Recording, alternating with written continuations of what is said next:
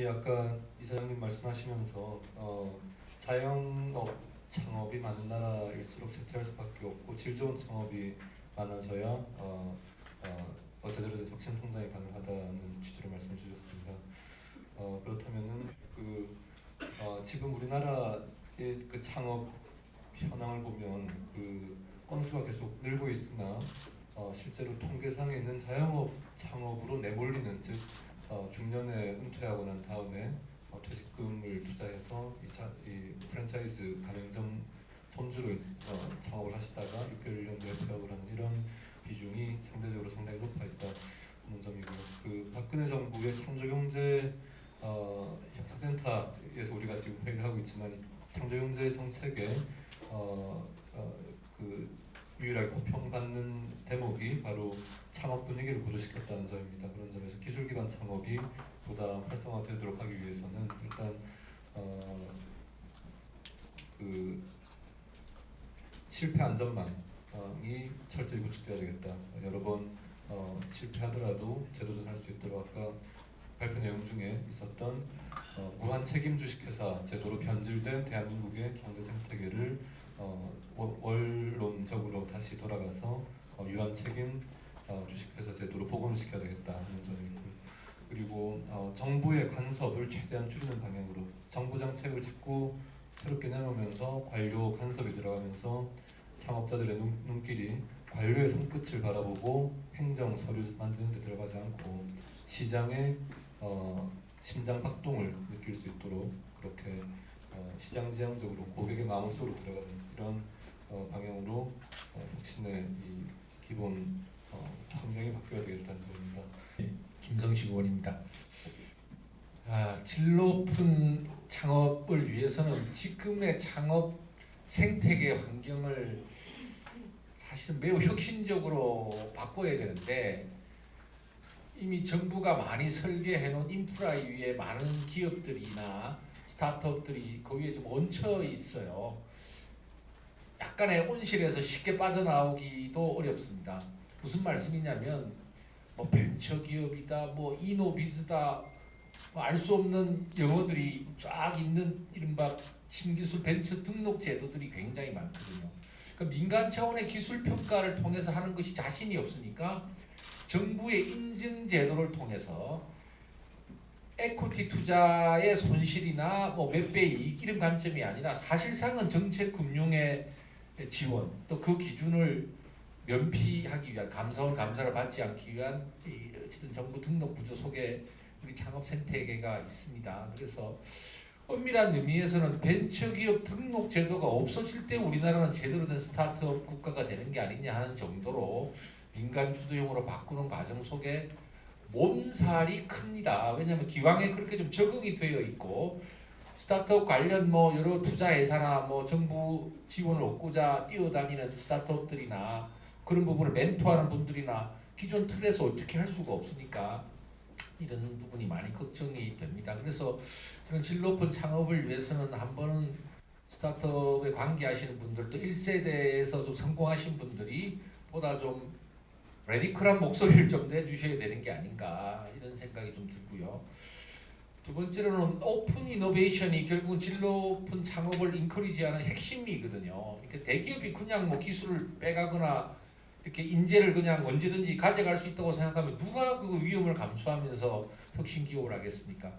잘 아시다시피 뭐 삼성의 지금 핸드폰에 OS를 제공하는 그 안드로이드가 제일 먼저 안드로이드 그 기술을 팔려고 왔던 데가 삼성이었어요. 삼성이 노하니까 이제 구글로 가고 지금은 엄청난 비용과 생태계는 다 글로 가져가는 그 안에 쓰이는 비즈니스 생태계는 다 구글이 가져가는 이런 것을 하고 있는데 아직 우리나라 대기업들이 오픈 이노베이션에 대해서 좀 아직은 소극적인 것 같습니다. 그럼 이것을 어떻게 자극하도록 좀 제도를 개선할 거냐라는 이런 문제가 있고요. 그래야만 성공한 사람이 나타나고 그것이 또 새로운 후배 스타트업들을 키워나갈 수 있다 이렇게 생각합니다. 세 번째로 중요하게 생각하는 것은 아까 뭐 김세현 의원이 말씀하고 똑같은 건데 말하자면 실패해도 다음에 좀 일어날 정도가 돼야 되지 실패해서 낭떠러지 뚝 떨어져 버리고 쟤는 안 되는 애야든가 뭐 신용불량자야 뭐 이렇게 낙인이 되고 나면 이제 소용이 없는 겁니다. 그런 의미에서 보면 복지에 대한 창조 없이는 창조 경제는 사실 있을 수 없다라는 생각이 듭니다. 그래서 이런 우리나라 경제가 혁신 경제로 가는 문제와 복지를 하는 문제를 자꾸 무슨 이렇게 상반된 이념 논쟁으로 몰아가려는 우리 사회 이분법과 싸워야 될 것 같아요. 복지하면 근로 의욕이 떨어지고 투자 의욕이 떨어지고 해서 다 안 된다는 이런 발상들이 굉장히 많은데 어느 정도 사업하다가 안 될 때 뭐 모랄 해자든 뭐 없다면 얼마든지 복귀할 수도 있고 오히려 실패의 경험이 좋은 스타트업이 다살이 되는 뭐 이런 과정을 잘 만들어야 될 것 같습니다. 그래서 너무 성장이냐 분배냐 뭐 복지냐 뭐 규제 완화냐 하는 이런 이분법적인 사고 방식 혹은 그런 이분법적인 사고 방식으로 우리 사회를 편가르게 하려는 좀 잘못된 정치적 담론들과 싸우는 문제도 중요한 게 아닌가 생각합니다. 우선 여기까지 말씀드리겠습니다. 그래서 또 1번이잖아요. 1번. IT 업계에서 한 30년 있다가 들어왔습니다.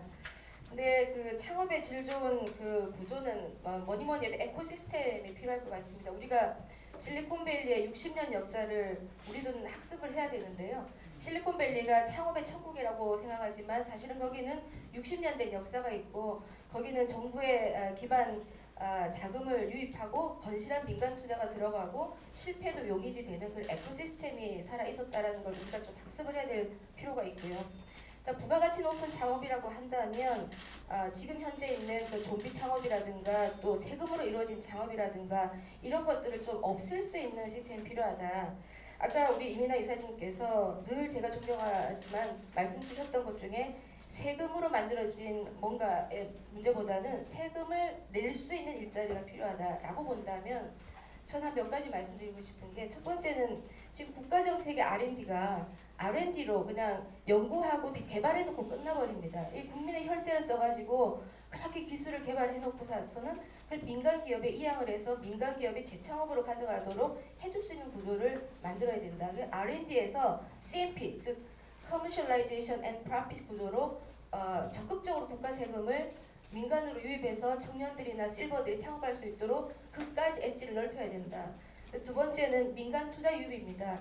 지금 우리나라에서 민간 투자를 할 수 있는 많은 펀드들이 있다 하지만 그 펀드 업체들은 대부분이 수익률을 6%까지 높이 보고 있습니다. 근데 이제 막 창업을 한 회사가 어떻게 수익률을 6% 높게 할 수 있겠느냐.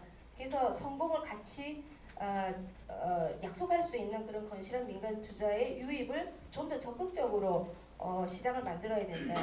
세 번째는 아까 우리 김성식 의원님께서 말씀 주셨지만 대기업의 상생은 오픈 이노베이션입니다. 대기업이 가지고 있는 많은 자산과 경험과 수출을 해봤던 그 어른들의 우리 사회적 어른들의 그 많은 경험이 실질적으로 오픈 이노베이션을 통해서 청년들에게 전달이 되어서 그것을 통해서 먹고 또 자양분을 가지고 가는 그런 재창업이 이루어질 수 있는 이런 세 가지 큰 정책이 필요한데요. 그 안에서 저희가 마지막으로 말씀드리려고 하는 거는 우리나라는 투트랙으로 가야 된다. 지금 일자리가 엄청나게 줄어들 구조조정 위기에 있으면 창업은 청년들에만 맡길 게 아니라 전통산업 구조에서 이 작고 가난했던 나라를 일으켜왔던 전통산업 구조에 있었던 이제 막 은퇴나 구조조정의 대상이 위기에 있는 베이비부머 700만 세대들의 재교육을 통해서 재창업의 길로 이끌어줘야 된다. 두 번째는 공무원의 22만 수험생이 몰리는 그 청년들을 기업으로 창업으로 작고 빠른 물고기로 전환할 수 있는 그런 방법의 에코시스템은 적극적으로 민관 정이 함께 만들어야 된다. 이렇게 그냥 서두만 간단히 말씀을 좀 드리고 싶습니다. 네, 감사합니다. 19대 국회 4년간은 산업통상자원위원회에서 일을 했었습니다. 아까 김세현 의원님 말씀하시고 이민아 교수님 말씀하신 제도전에 대한 지원 정책을 강화해야 된다. 이것이 굉장히 중요하고 더 이상 아무리 강조해도 지나침이 없는 말씀 같은데 당시에 중소기업청이나 산업부에 제가 질의를 할 때 항상 맨날 창업 지원제도 청년 창업 지원에 대해서 모태펀드 만들고 굉장히 많은 지원들을 했는데 실제로 실패한 사업의 사람에 대해서는 한 번도 추격 조사를 하는 경우가 없었습니다. 추격 조사해라. 왜 안 하냐? 그들이 어떻게 다시 한번 재창업을 할 것인가에 대해서 그리고 그들이 얼마나 나락으로 떨어졌는지에 대해서 봐야지 그냥 돈 주고 나가지고 망했다 이걸로 끝나면 안 된다 라고 하는 얘기들을 굉장히 많이 했었었는데 실제로 절벽 같은 느낌이라고 할까요? 더 이상 뭐 거기서 그 상임위 자리에서는 아 그런 거 필요합니다라고 하는데 지나가지고 오면은 전혀 안 하고 있습니다. 그래서 그런 그 절벽 같은 느낌을 많이 받았는데 실제로 국가가 해야 될 역할 중에 그 지원해주고 하는 것도 있지만 그거를 계속 추적을 하면서 어떻게 하면은 그들을 다시 이렇게 세울 수 있는 것인가라고 하는 거에 대한 고민들, 그 통계라도 갖고 있으면은 큰 도움이 되지 않을까라고 싶었는데 그런 거에 대한 것들이 너무 없었고요.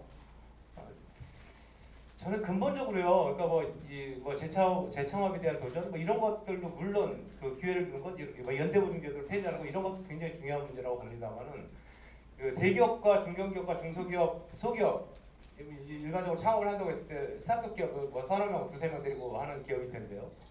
그 사이에 임금 격차 문제를 해결하지 않고는 저는 창업 안 한다고 봅니다. 중소기업의 그 비정규직 노동자가 대기업 노동자에 비해서 34%의 임금을 받고 있고요. 중소기업의 정규직 노동자라고 54%가 이 정도 받고 있죠. 낙헌낙하 후려치기? 뭐 조금 기술 개발하면 대기업이 다 뺏어가죠. 여기서 누구 보고 창업을 하라고 하겠습니까? 그러니까 실제로는 이 구조가 먼저 혁파되기 전에는 아까 뭐 결국에는 이민환 교수님 말씀하셨던 뭐 상생 국가를 어떻게 만들 것인가의 문제이기도 할 텐데 그 구조가 혁파되기 전에는 창업이 불가능할 것 같다. 하라고 해도 창업해가지고 했는데 기술 조금 있으면 뺏길 거고 거기에 노동자는 결국은 대기업에 들어가가지고 있는 것부터 뭐 아니면은 그 공시생이 돼가지고 공무원이 되는 것보다 훨씬 더 힘든 직종을 생활을 영위할 수뿐이 없다 이렇게 생각이 되는데요. 한편에서 또 이런 생각도 듭니다. 좀 길어지나? 신산업에 대한 합의를 좀 했으면 좋겠습니다. 신산업에 대해 우리나라 미래 먹거리 이거 계속 바뀌는데요. 정부 바뀔 때마다 뭐 15대, 뭐 10대 뭐 등등 해가지고 계속 바뀌는데 저는 MB 정부에서 녹색 성장이라고 하는 개념은 굉장히 좋은 개념이었다고 생각이 됩니다. 그런데 실제 그러고 나서 그건 정권 교체도 아닌데 여당에서 여당으로 넘어갔는데도 불구하고 그 녹색 성장은 어느덧 사라져 버렸죠. 녹색성장위원회에서 아주 많은 로드맵을 발표했는데 제가 그 지난 19대 때 굉장히 그 로드맵 가지고 산업부하고도 많이 싸우기도 하고요. 뭐 수경제 시대 어떻게 할 것인가 물론 너무 미래 얘기일 수도 있습니다. 그랬는데 전혀 그거마저도 뭐 과거의 산업부에서 발표한 거거든요. 물론 직영부 부처 이름은 바뀌었지만 발표한 거거든요. 그거에 대해서는 정부 바뀌었다고 해가지고 완전히 그냥 제로가 돼버립니다. 이 신산업에 대한 정부와 상관없이 신산업에 대한 합의를 어떻게 할 것인가, 우리나라 미래 먹거리를 어떻게 할 것인가에 대한 합의가 좀 중요한 것 같고요. 그 분야에 대해서는 정말 많은 투자를 좀 해야 될 것 같습니다. 돈을 갖다가 쏟아붓는 한이 있더라도 예를 들어 저 DJ 정부 때 뭐 IT 산업에 돈을 쏟아붓고 뭐 음모돈이라고 막 주석한 사람들도 굉장히 많았지 않습니까?